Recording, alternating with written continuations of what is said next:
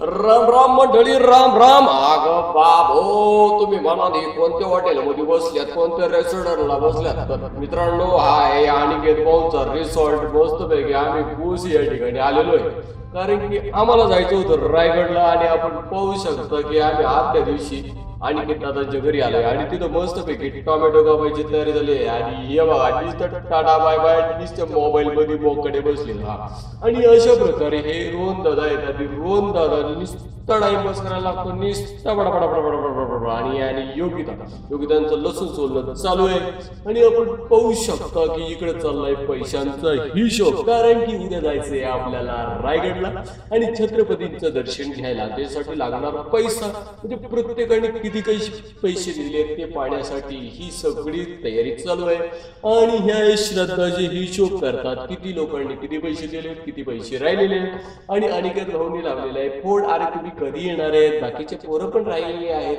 आणि अशा प्रकारे आम्ही सर्वजण मस्तपैकी इथे तयारी करत आहोत.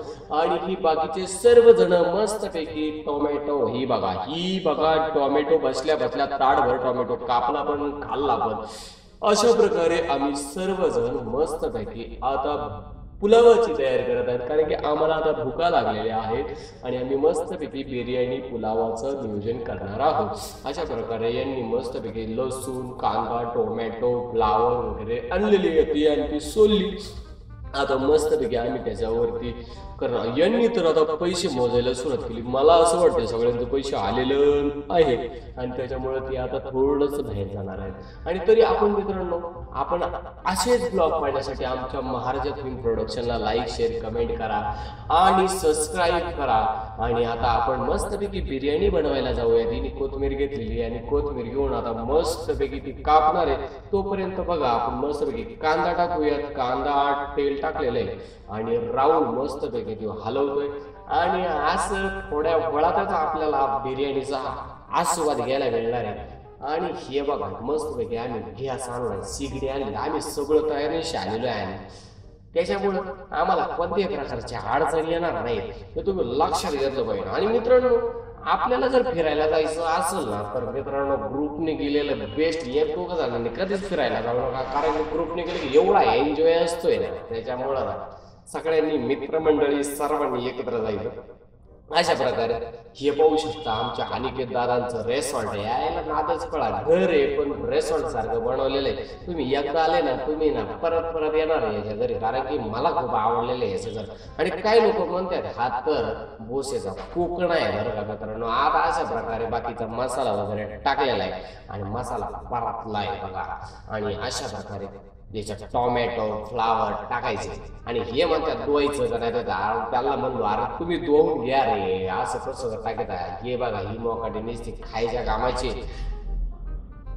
आम्ही थोडीशी बडबड केली म्हणून त्यांनी लगेच धुवायला सुरुवात केली, कारण की धुतल्याशिवाय कसं काय टाकायचं मलाच काय करा. आणि एवढ्या या बाया अशा आहेत, त्याला अजिबात कळत नाही काय कसं करावं, काय कसं करावं. अशा प्रकारे सर्व आमची तयारी झालेली आहे. अशा प्रकारे मस्तपैकी भूक लागलेली आहे. त्याच्यामुळे सर्वजण टोकीत आहे कधी होती आणि सर्वजण तयारीशी लागलेले आहेत. काय काय टाकायचं, कसं काय टाकायचं. यांनी घेतलेले मसाले, एकाने घेतले टोमॅटो, फ्लावर, कांदा, बटाटा आणि राऊंड करतोय मस्तपैकी. आणि माझं काम काय, मस्त ब्लॉग बनवायचं आहे, कारण की आपण कसं काय करतो हे दाखवण्यासाठी, आपल्यासाठी मी काहीतरी काम करतोय. आणि यांनी बघा मस्तपैकी टोमॅटो, कांदा, फ्लावर टाकलेले आणि ते मस्तपैकी परतून घेतात. चांगलं तेल टाकलेलं आहे बरं का त्याच्यामध्ये. आणि तूप पण टाकायचंय त्याच्यामध्ये, कारण की तुपाशिवाय मजा आहे का. याने बघा मोका तेल वाचलेले आणि निस्ता लसलसीत तेलकट भात बनवलेला आहे. कारण की हॉटेल टाईप मध्ये जर भात बनवायचा असेल तर मस्तपैकी असं केलं पाहिजे. आणि मस्तपैकी हलवून झालेलं आहे. आणि याच्यानंतर बघा आता मस्तपैकी भात आणि त्याच्यात टाकतंय पाणी. आणि आता शिजायला ठेवणार आहे आपण मस्तपैकी भात. तर आपण मस्तपैकी बघूयात की आपल्या रेसॉर्टला आणि त्याच्या रेसॉर्टला कसं काय मस्तपैकी वाटतंय बघा. कसला खतरनाक बनवलेला आहे. आणि महत्वाचं म्हणजे यांनी याच्यामध्ये बदक ठेवले तर लईच भारी वाटतंय. असं वाटतंय आपण कोकणामध्येच गेलोय असंच फील होतं बरं का. त्याच्यामुळे मला सारखं त्यांच्या घरी जाऊशी वाटतं. आणि अनिकेत बघा निस्ता मरला बघू करतोय, कधी येतोय कधी येतोय कधी काय अशा प्रकारे बाशी जाय टाकल्या आणि सर्व जणांच्या पोटामध्ये कावळं कोकत आहेत. आणि काही जण मोबाईल मध्ये चॅटिंग करतात, तर काही मोबाईलच्या डोकून बघा त्या काय नेमकं चालू आहे. आणि श्राद्धाचे काहीतरी उपदेश करतात लोकांना. अशा प्रकारे काही जण झोपलेले आहेत. आणि ही बघा ही निस्ती, हिला काही न्यायचं नाही म्हणायला बरं का मित्रांनो. अशा प्रकारे आमची बिर्याणी रेडी झाली आहे. आणि रेडी झाल्यानंतर श्रद्धा आमची वाढत आहेत. आणि आम्ही मस्तपैकी आता बिर्याणी खाऊन देणार आणून, कारण की आम्हाला उद्या सकाळी म्हणजे 3च वाजता आम्हाला निघायचे रायगड ट्रेकिंगला. आणि आम्हाला लवकर पोहोचायला पाहिजे, कमीत कमी 8 वाजता पोहोचायला पाहिजे. त्यामुळे राम राम.